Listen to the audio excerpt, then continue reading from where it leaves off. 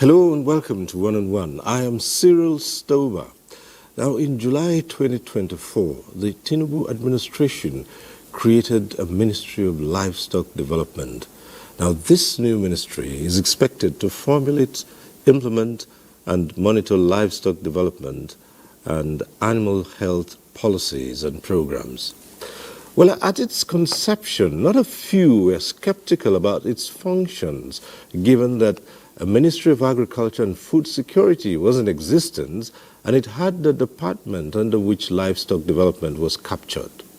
But the government, drawing from a comprehensive look at the huge potential benefits of such a ministry in addressing critical national issues, went ahead and established it. From one hotel room to another one.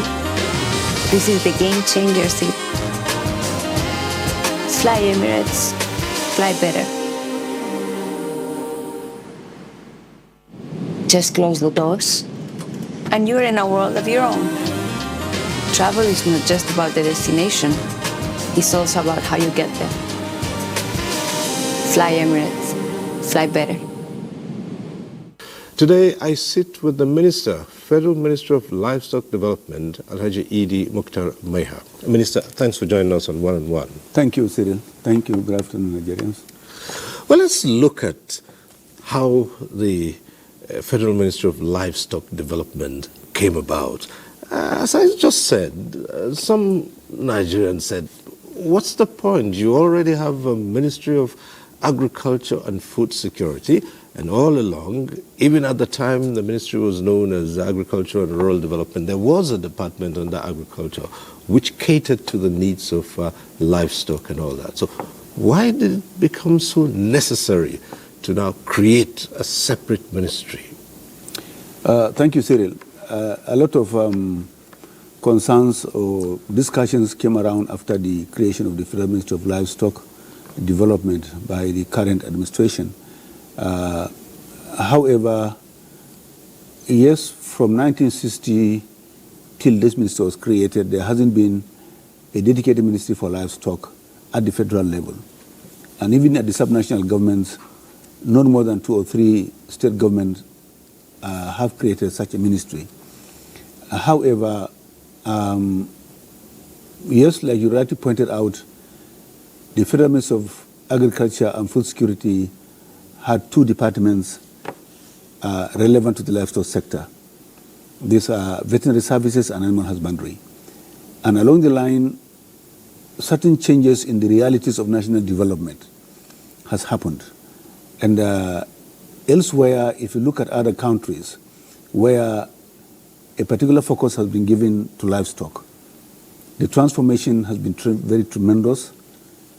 The role of livestock in food security, national food security and safety, the issue of, again, contribution to the GDP, simply because that greater focus did a lot of transformative measures to upgrade the performance of the livestock sector in terms of productivity, sustainability, job creation, poverty reduction, etc., etc.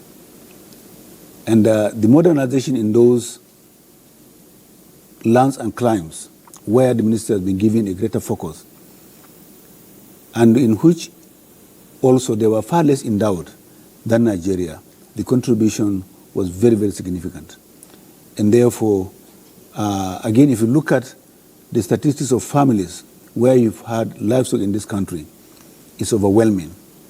In fact, in all the rural areas and semi-urban settlements, including the suburbs in Abuja and major cities in this country today, you find a lot of the families. And again, looking at the value of the livestock in Nigeria, which is put at about 33 trillion naira, without, a focus, a dedicated focus, talks much about our own concern on that sector. It employs millions of Nigerians. It contributes significantly to the food national security. Animal source protein in terms of meat, eggs, and meat, as well as poverty reduction and employment generation, are quite huge in that sector. And therefore, the creation of the ministry is actually a right move by the president, very, very strategic in nature, the first of its kind since the independence of this country.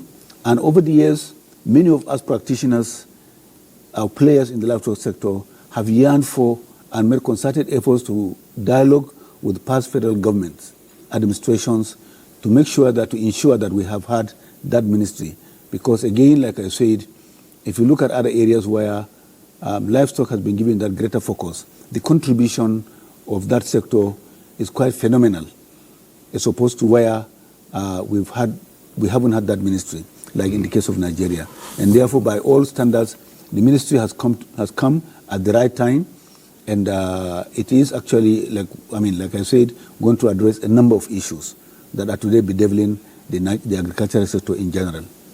Well, Minister, that puts it in perspective. But again, I'm sure you probably were made aware at the start of it all from some of the skeptics who tended to see a federal ministry of livestock development as basically established for the purposes of cattle. But livestock is much more beyond just cattle. So put for us, what's captured? Skeptics, of course, they have the right to be skeptic about this. But again, it is livestock. The reason why people just, narrowly focus it on cattle is because they are the most visible in our countryside. Mm-hmm. And for most of the crises that we're having today, security-related, breakdown of confidence and trust between farmers and herders, etc., is only focused on cattle. But by definition, the Ministry of Livestock is responsible for all farmable animals. If you look at animals in general, you have game animals that are in the forest, wild animals. These are not under the purview of the ministry.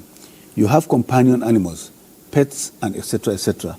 These are not strictly under the Ministry of Livestock. What the Ministry of Livestock is concerned about is all farmable animals. And we start from honeybee, we go to grass cutter, rabbitry, piggery, poultry, sheep, goat, camels, donkeys, horses, and cattle. All these are under the purview of the ministry, and these are farmable animals. And therefore, there is no discrimination whatsoever as to what the ministry is going to do to turn around the fortunes of all these species that I have mentioned. And therefore, again, we are also concerned about the value chains that are going to come out of those ministries by unlocking that sector. And these, gradually, we will have the opportunity to delve into those and tell Nigerians the hidden opportunities that are in those species that I have just mentioned. But for all intent and purposes, there is no singular isolation of any of those species to say that, look, the ministry is not going to deal with this, or is only going to deal with those. They are all farmable animals. They all come under the purview of the ministry, and they all make their own respective contribution in terms of economic growth, job opportunities, poverty reduction, and food and nutrition sovereignty in this country. Well, let's now look at some of these areas where you'd be formulating and implementing policies. And I'd like to start off from the most controversial and hotly debated of it all, which has to deal with grazing reserves, ranches, and things like that. Because, as you mentioned earlier, this has been most visible because of the issues surrounding security, farmer herder clashes, and all the rest of it. So let's see, how is this? In the past, there used to be known what was the cattle routes. But of recent, these hardly ever exist. And there have been so many controversial issues relating to modern practices in herding. So let's hear what your ministry has outlined in developing that sector. Thank you, Cyril.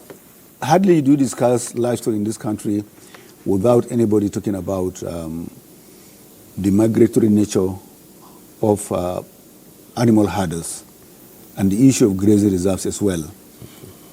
Yes, ranching today, or from history, has been the singular most visible practice of animal husbandry in many regions of the world. Even here in the country today, there are a few ranches you find all over there are a few ranches in the country. However, the number of animals under carrier ranching are negligible. And what people do see actually are the herders that are migrating from one point to the other across the country. And therefore somebody will want to ask, what happened to those grazing reserves? The grazing reserves have been created right from 1957. Shortly before independence, the Lugard directed one Malam Hamis of Kano to do some mapping out of grazing reserves, and they were so gazetted. And between then, since then and now, from our inventory, since assuming responsibility of this ministry, we have inventorized about 417 grazing reserves across the country. Many of them have been gazetted, many have not been gazetted. But since the creation of those grazing reserves, there hasn't been any conscious effort to put in the necessary infrastructure to receive animals and herders in those grazing reserves. And that is one definite step that we need to take to discourage, transhumance nature of animal husbandry in the country. And therefore, we have done that inventory. We have also taken an inventory of all the cattle routes as they existed at the time of creation. But between that time in 1960 to date, there have been a lot of changes in the population and city growth dynamics in the country. Cities have grown, demand for infrastructure have grown, a number of other shifts have happened. Many of the lands that were earlier on dedicated as grazing reserves, particularly those near the cities, have been gobbled up.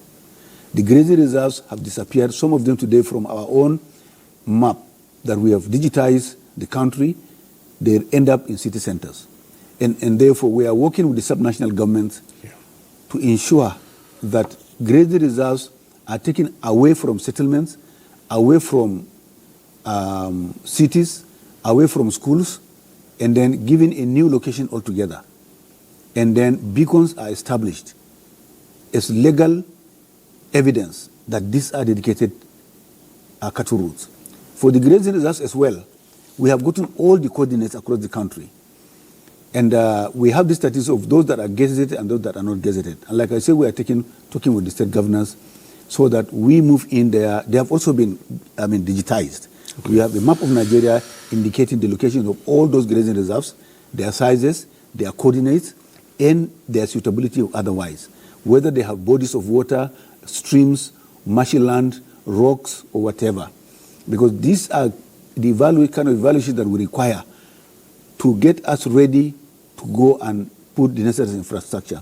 Now, the intention of the ministry, after having that inventory, we are now holding discussions with the state governments, local governments, community leaders, as well as associations of livestock breeders across the range, to come to a term to design a model where we can put up necessary infrastructure in those grazing reserves, ready to receive animal activities, to turn them into communal ranches. What are we going to do there?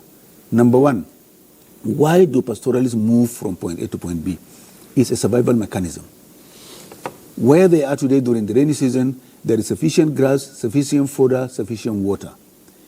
But on the onset of the dry spell, that in some parts of the country lasts beyond 7 months, animals are living beings.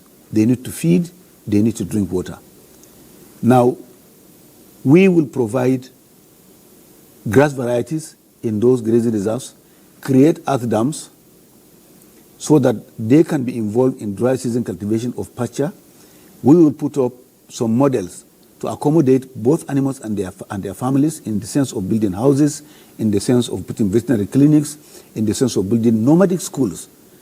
And each of those grazing reserves, from our own vision, is going to serve as an economic hub, where they will attract meat processors, where they will attract dairy processors. And therefore, the grazing reserves will make such an incentive for the farmers, for the herders to remain there. But it's not only for the herders. We are also saying that if there are those who want to do ranching and are looking for spaces, you want 3,000 hectares of land, 4,000 hectares of land to establish a ranch, whether as a dairy farm or for beef production. Those grazing reserves will also serve as a point for any investor who would want to go into those. Because what we are looking at is a situation where each of those grazing reserves will become a hub of economic activity, so that the incidences of people moving from point A to point B would have been nipped in the bud. Why are they moving? Like I said up initial, they are looking for grass and water. Once it is provided, it's not a cultural thing. Fly better. Thank you. People say, look, aren't you going to be up against cultural factors? Because it's seen as if the migratory habit of pastoralists is basically cultural, and that there is something that says if you don't move around, if you're not an itinerant pastoralist, then there's no way you can produce. But now you say it's not cultural at all. It's a matter of survival. It's not cultural. If you look at, for instance, even within the African continent, for instance, where do we have pastoralists? We have them in Nigeria, in West Africa in general. You go to East Africa, the Samburu, the Pokot, the Turkana, the Maasai, the Danashe, all of them are pastoralists. Across Kenya, Tanzania, Ethiopia. But the difference is that those ones have their own land. You have Turkana land, you have Maasai land, you have Pokot land. And those other pastoralists will not cross into those lands. That's a subject for another day.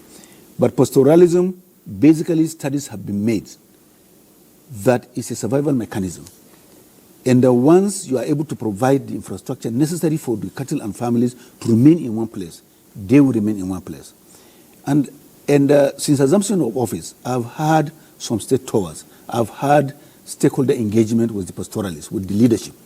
And very soon we are also going to discuss with the national leadership of the major pastoral groups in the country. The feelers we are getting today is that, look, due to the changing nature of the realities on the ground, city growth, demand for land, demand for water, we are all competing against scarce resources.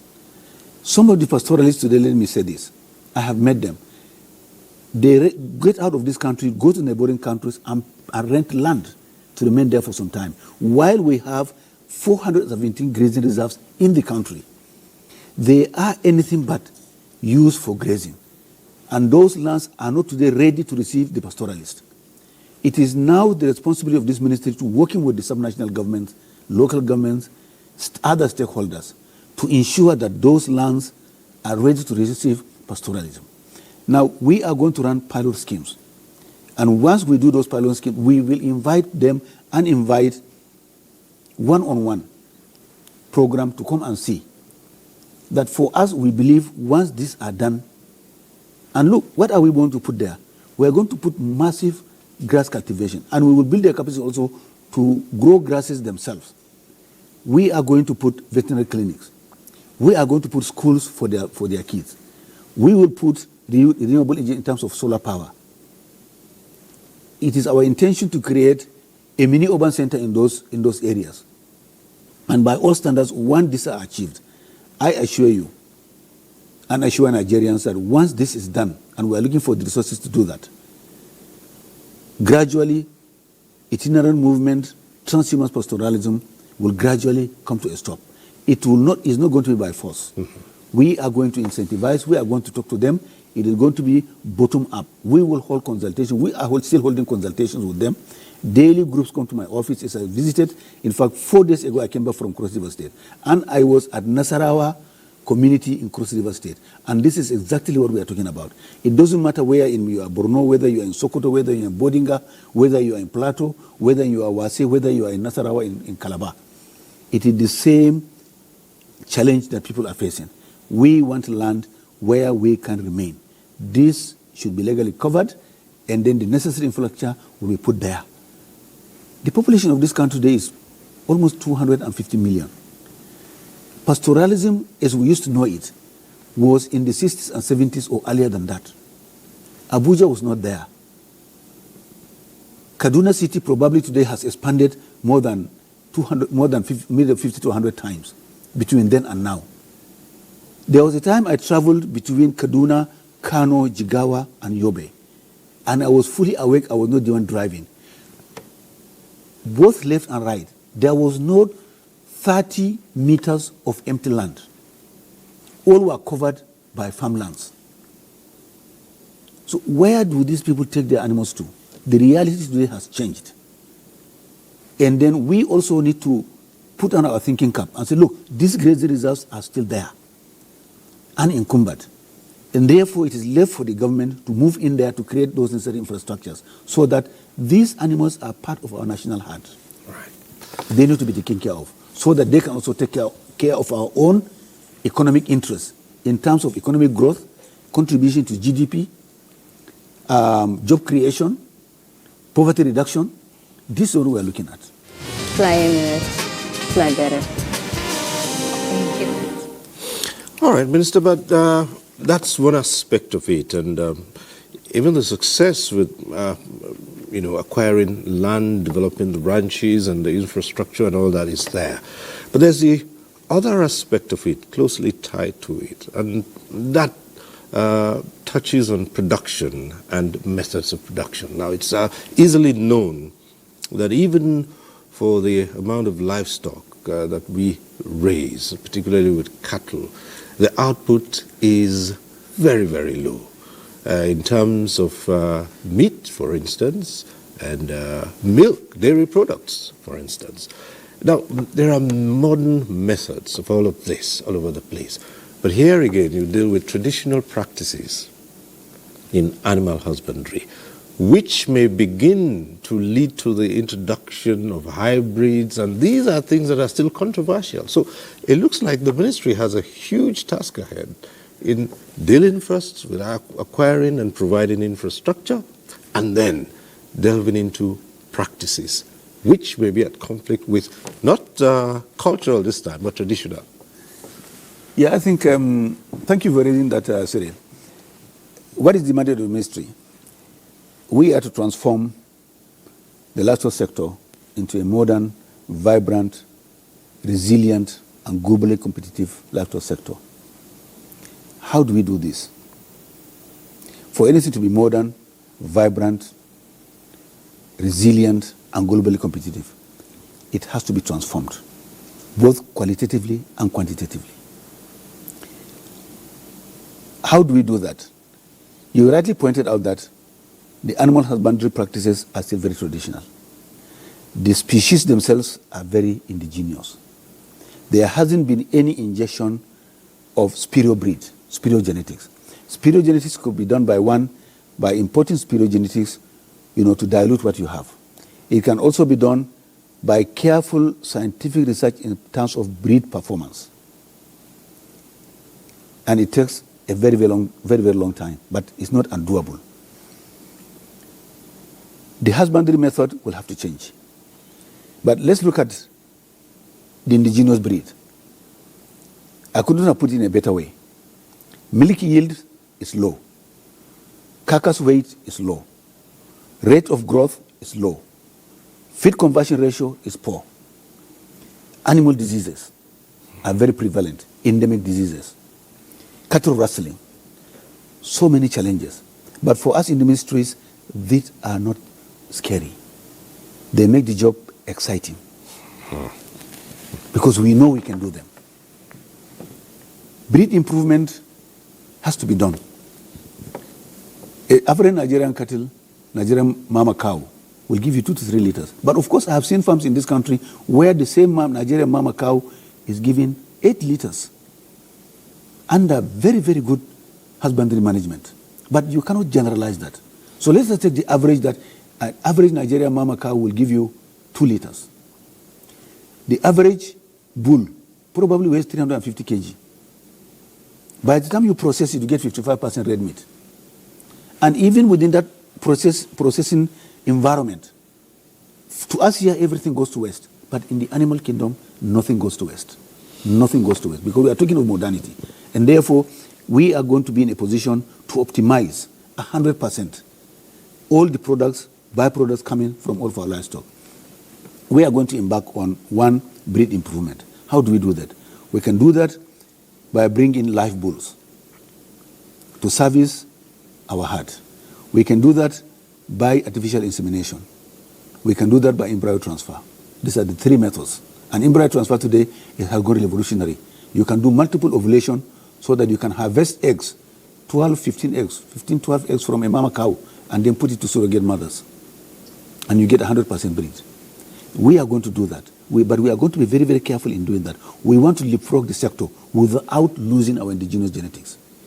We are going to preserve those ones. And we have already started talking to some international organizations to assist us in preserving all our local indigenous genetics. They're very, very important because they are products of the environment, they are hardy, they are resistant, and they have their own value. Therefore, we are not going to lose that. I know countries that have gone blindly massive breed improvement and they have lost their indigenous genetics. Today, they are regretting. We are learning from that. But that duality will have to continue. We will bring in spirogenetics so that at least the mama cow can give you minimum 15, 20, 30, 40 liters.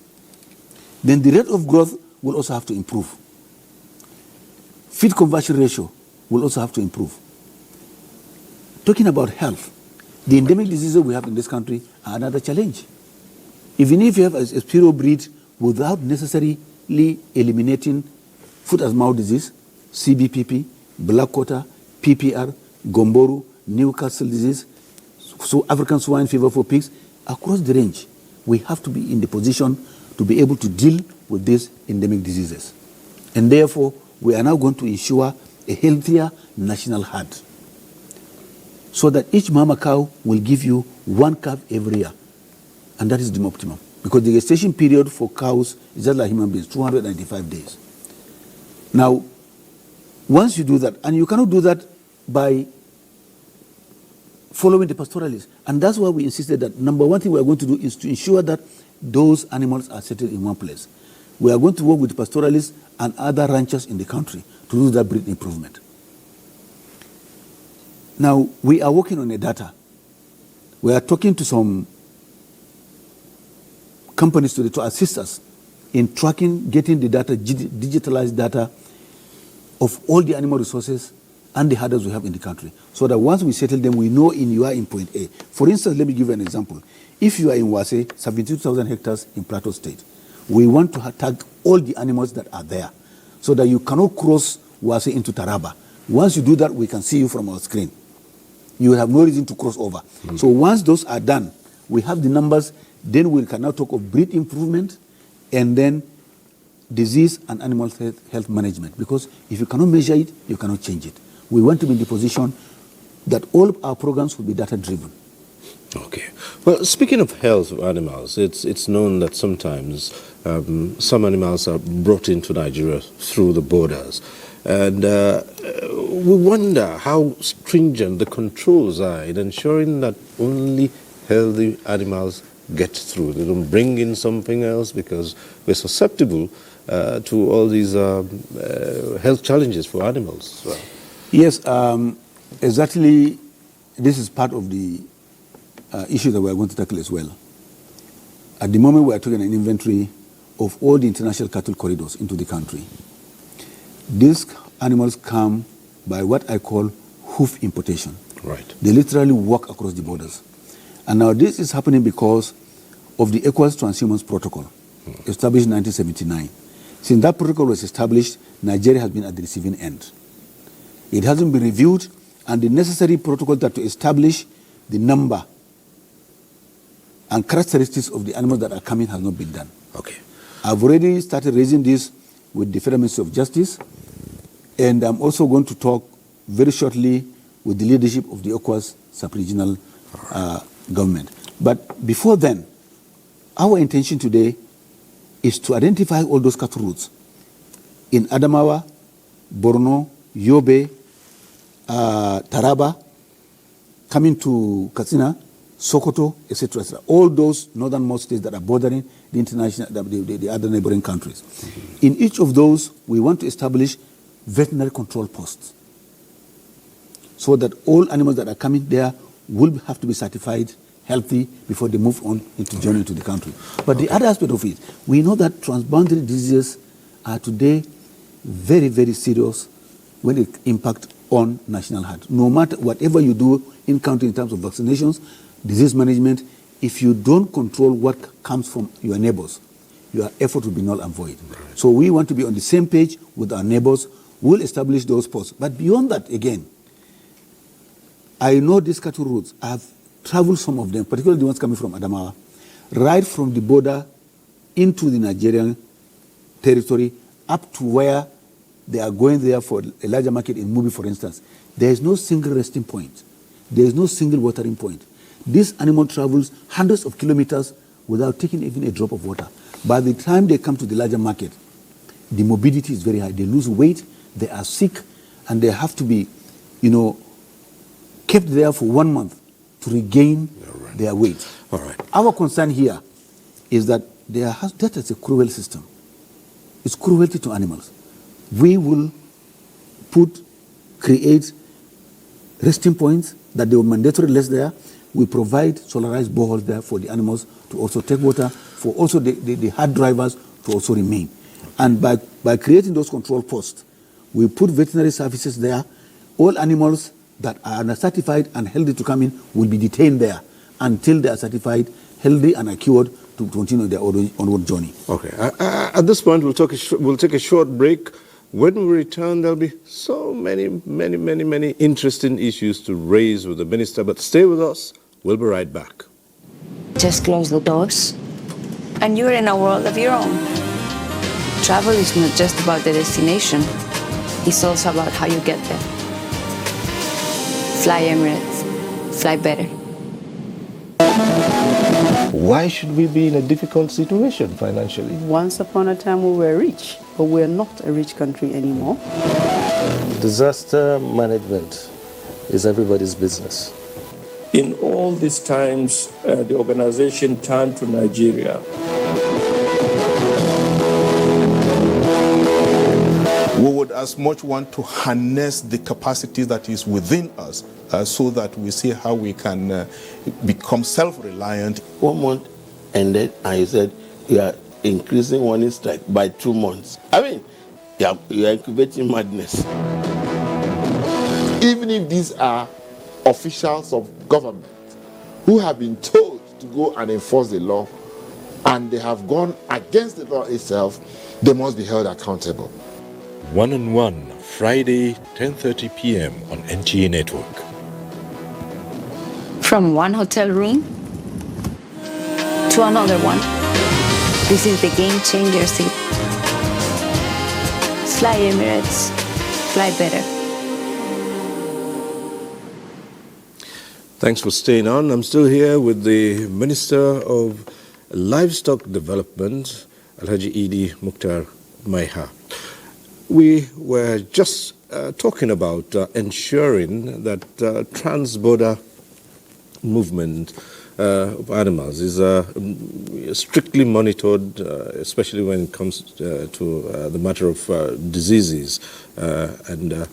You've just explained to us what you've set out to do to ensure that diseased animals do not get into the country to create a national problem. But for the meantime, let's step a little bit aside from the matter of mainly cattle and all that. Let's come to another animal that's not really been seen in the past as very important to the country, and that's the matter of donkeys. You did mention that they also fall under the purview of the ministry. Donkeys, as we know, particularly in the north, the beasts of burden, growing up, there was a huge population of donkeys. But now you find that their numbers are hugely depleted. All kinds of practices have been brought in here.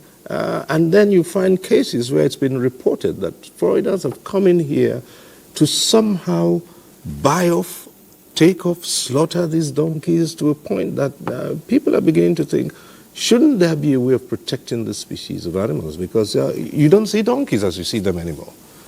Yeah, thank you. Donkeys is part of the farmable animals that we're talking about. And at the moment, the situation today is that they are a big threat. I mean, they are threatened. They are almost extinct. Anybody traveling today, they will see all these trucks carrying donkeys from one part of the north to some market basins down south. And we have it on good record that these donkeys are slaughtered. However, the most precious part of the donkey is the donkey skin that is exported out of this country. I do remember some few state governments in the north have actually placed a ban on selling donkeys. That is one form of protecting that animal. The other one here is to also begin to do some massive breeding so that we can restore the population. I do know that NAPRI in Abuja has created a sanctuary, and we are going to work with them to see how we can begin to get some donkeys out there to repopulate on a conscious basis the rural areas. The donkey has been to be part of the rural scenario in the past. All of us those of us who grew up in the rural areas, we used to ride donkeys. They were all over the place. It's a bit of burden. But however, the donkeys, some people felt that they were dispensable because motorized form of transport has been introduced. You go to the villages today, you see motorbikes, you see tricycles, you see small form of trucks that are today cutting away farm produce, firewood, human beings, etc., etc. But that does not mean that you actually deal away with that animal. It is part of our national ecosystem, and it is our intention, like I said, to work with such institutes in this country to deliberately create sanctuaries so that we can repopulate donkeys. And repopulating donkeys doesn't mean that you take it and just release it in the village. Of course, somebody at the next corner will just capture it and sell it. We want to also tag them when we do that, and somebody is going to take responsibility for that. We want them to be back and be part of the rural scenario. That's what we are looking at. Yes, camels too, they are not seen as such, but camels also play a very, very vital role in terms of meat and milk contribution to the national menu. So we are also going to encourage people to do into that. I was in Borno State twice, and I've spoken to the chairman of the camel dealers in Maiduguri, and we are going to work with them to study as well with the faculties of veterinary medicine in this country to see how that can also be popularized. I have been told that there is a camel ranch in Abuja.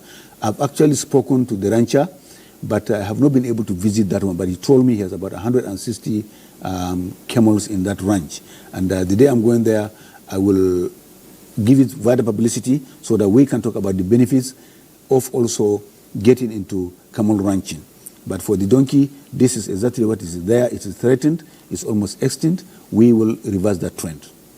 Well, perhaps of all those animals that are farmable and captured under the ministry, perhaps the one that we might say has had the biggest development and it's so widely recognized as poultry, where in households been able to raise chickens. But the question still remains that the population, as you have noticed, has grown so high that, again, the question of eggs has become a very difficult. Many families now can hardly afford eggs. The cost of eggs has gone through the sky. But again, with a developed poultry industry, in the past, even civil servants were encouraged to have small poultries. But there are so many issues, not the least of them health and these diseases which you earlier spoke about, which have led to the culling of chickens across board. How do you intend to work on this? Yeah, thank you very much. Like you pointed out, the poultry has been the most successful business in this country, looking at the value chain, the livestock.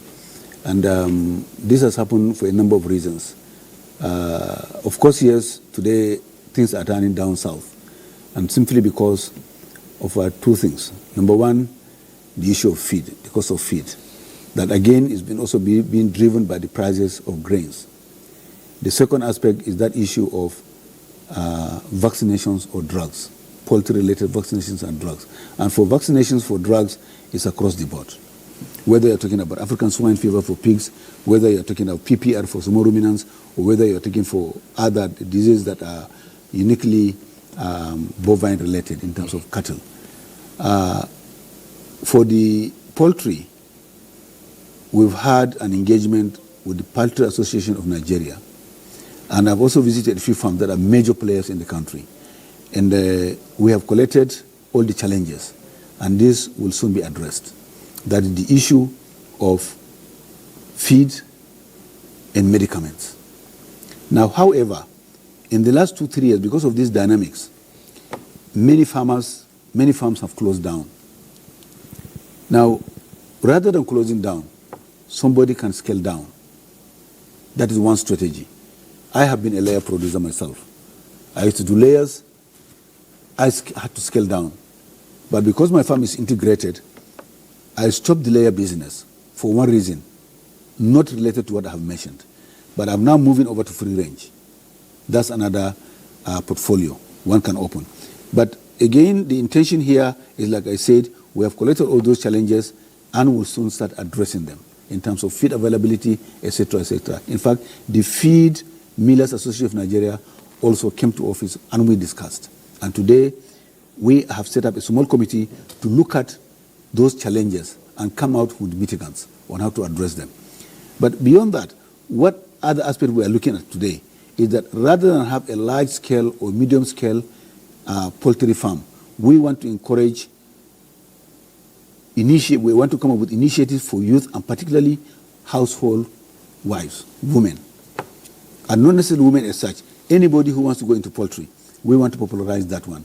Number one, you can do layers, you can do broilers, you can do the locally developed noila, you can do also locally bred Shika Brown. These are what we want to popularize. Now, both noila and Shika Brown are dual purpose, both for meat and for egg. And research is also ongoing today to improve on those two issues, both meat and egg. Both of them are hardy. They are meant for the rural areas. They can jump all around, eat from kitchen leftovers, kitchen residue, and then once you popularize that one, you are saying here that, look, the egg that these birds are going to lay, two things can happen. You can aggregate them, you have a large flock, and sell, because your cost of production is very low. Or you can also eat them in the family. So that's how we are going to approach it, so that at least that bird-based protein is readily available for the household. This is how we are going to look at it. But by and large, the challenges you have mentioned, or rather the issues that I have raised, they run across. What number of cattle do we have in the country? More than 22 million. But of course, that is a number that we are saying. The last national livestock was done in 1991. So we are just projecting, extrapolating to get the number. For goats, we have almost 80 million. For sheep, we have almost 50 million. For the poultry, we're talking about a little bit more than 500 million. For pigs, we have 9.3 million. So, but these numbers, looking at our population, our propensity for consumption, 250 million Nigerians. 60% of that population is made of the youth. These numbers are not sufficient, particularly if you begin to do industrial processing of red meat. They are not going to be sufficient. So it is part of the mandate of this ministry to double that number in the next 3-4 years. Fly better. Thank you. Let's come to this other aspect of it, and this one that I'll mention is with a popular joke around this time, and this is about bees. They also fall under your purview, and you talk about bees. Oh, it's honey. We all think about that. Quite recently, there's been this joke going around because people complain that a lot of the honey you see around is adulterated, that people just put in sugar. And someone says that isn't possible anymore because the cost of sugar is so high that it wouldn't make sense to put it into honey. But that's a joke. But Minister, what's in it for bees? Beekeeping, it's not that popular, is it? And what are the modern trends that this ministry, the kinds of policy that you will enunciate and push? Cyril, I tell you, this is a low-hanging fruit that no one is seeing. Nobody is seeing bee as a source of income, as a source of food. And honey is the cheapest of the bee product. And that's what we see. And for any traditional harvester, they destroy the other byproducts of honey that are far, far more valuable than honey itself. But it's because it's only honey we see. Oh. Now, let me start by saying this. I have it on record. In 2022, The statistics showed Nigeria imported 800 billion naira worth of honey into this country. Go to the supermarkets. Of course, there are local players, but the bulk of the honey products you see there are imported. And many of them are not original honey. They are syrups, they come from other forms of vegetables that have been extracted. It's technology. I have an apiary. I am a beekeeper. And the honey I eat today comes from my farm and is organic. I also extract wax and propolis.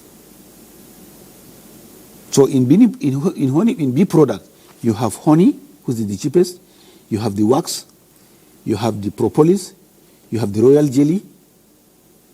Are we together? You have the bee venom that is also used as medicine. Now, it is a low-hanging fruit.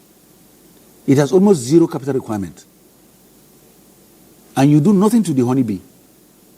You put up your hive, put up a container for taking water, for bee bath we call it. You don't vaccinate it. You don't chain it. You don't close the gate. You don't monitor it. They fly, forage around, and come back to the hive themselves. They manufacture honey for you. What can be better than that? It is the intention of the ministry to mount an aggressive campaign backed with capacity building strategies for those who are interested in bee farming. It is a gold mine. It is a gold mine by all standards. And those of us who are taking honey along the road, of course it's adulterated. It's a typical strategy that some unscrupulous elements will do it. But sugar is not there. What makes that honey unfit for consumption is the unwholesome method of harvest. They use naked firewood, to burn the bees. And in fact, I don't want to say this, but I have it on good record that some of them use insecticides to spray 70,000 bees, kill all of them, and then fetch the honey. Invariably, the aerosol from that insecticide gets into the honey.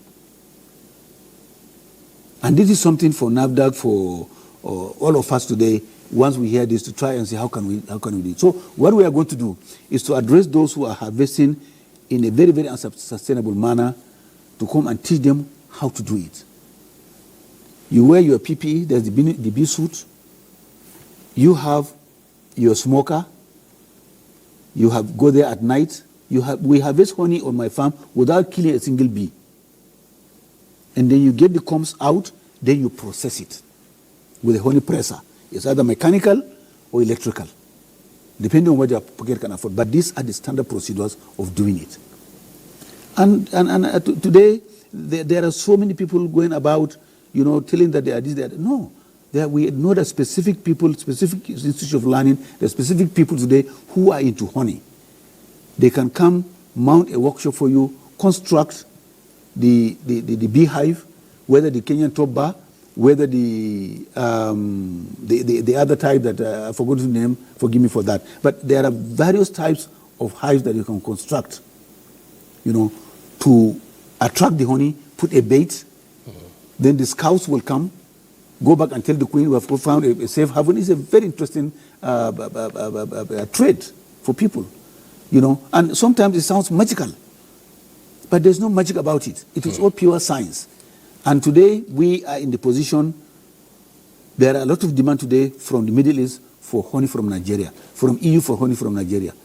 But because of the unwholesome, unsustainable practices of harvesting honey, this is why our honey today cannot compete favorably at the international market. But for all the forest resources we have in this country, all these are foraging areas. And there are specific flowers you can even plant in your garden that are bee-friendly.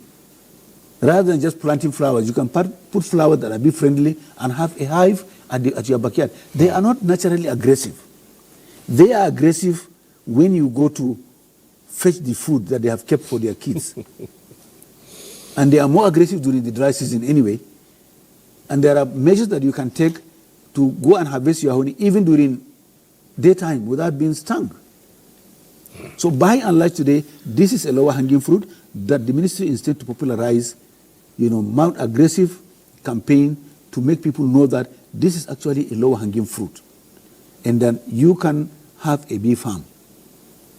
I have almost about 40 beehives now.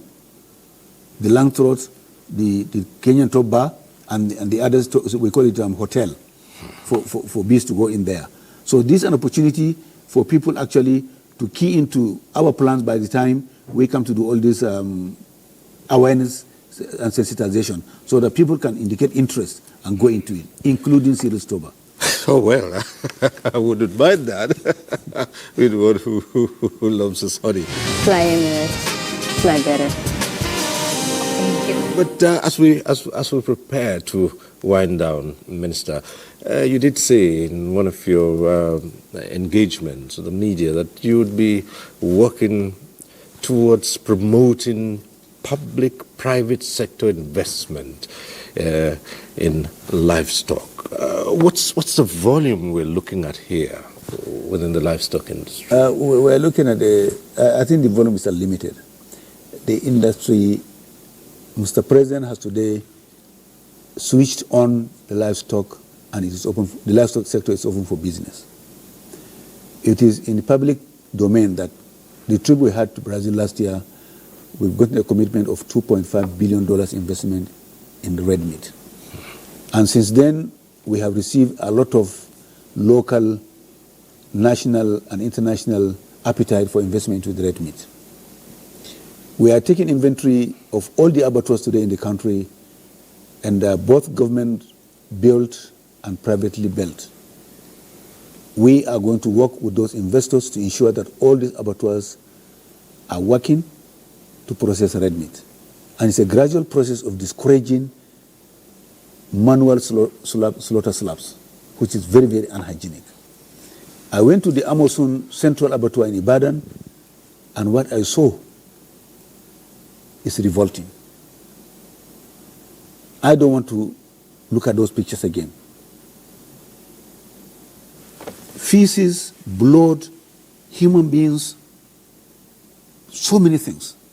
An abattoir is supposed to be has to be mounted with biosecurity. Not everybody will have access to it.